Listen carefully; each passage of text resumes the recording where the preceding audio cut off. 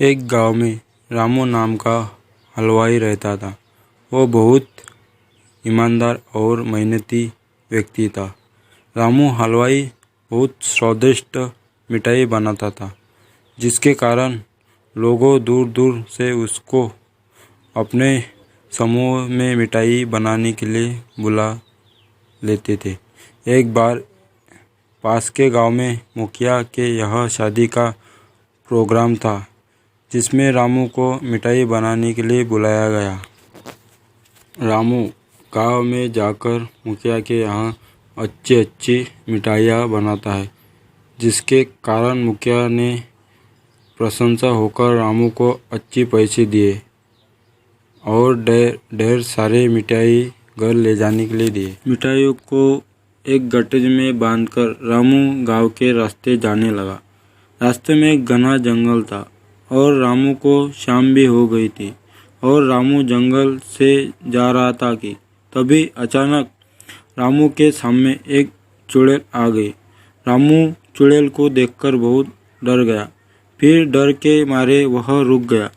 इतने में चुड़ैल रामू को देखा खूब जोर से हंसने लगी और बोली, अच्छा हुआ जो तुम आ गए। मैं कितने दिनों से भूखी थी। अब तू मेरा भोजन बनेगा।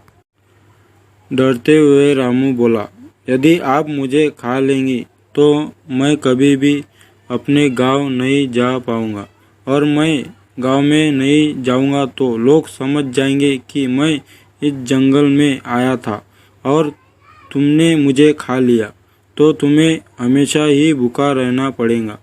यदि मैं तुम्हें अपने बदले खाने के लिए कुछ दूँ तो? रामू की बात सुनकर चुड़ैल बोली, तू क्या दे सकता है खाने में जिसमें मेरी भूख शांत हो जाए? तो फिर रामू ने गठरी में बंधी हुई ढेर सारी स्वादिष्ट मिठाई चुड़ैल को दे दी।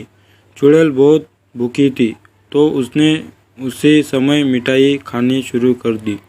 चुड़ैल मिठाई खाकर चुड़ैल बोली, यह मिठाई बहुत स्वादिष्ट है और मुझे बहुत अच्छी लगी, इसलिए मैं तुम्हें जिंदा जाने दे रही हूँ। लेकिन मेरी एक शर्त है कि तुम मुझे आगे भी इन मिठाइयों को लाकर दोगे। तो रामू बोला कि वह बहुत गरीब है और मिठाइयाँ बनाने के लिए बहुत सारे पैसे चाहिए और वह इतने सारे पैसे कहाँ से लाएगा ताकि और मिठाइयाँ बना सके।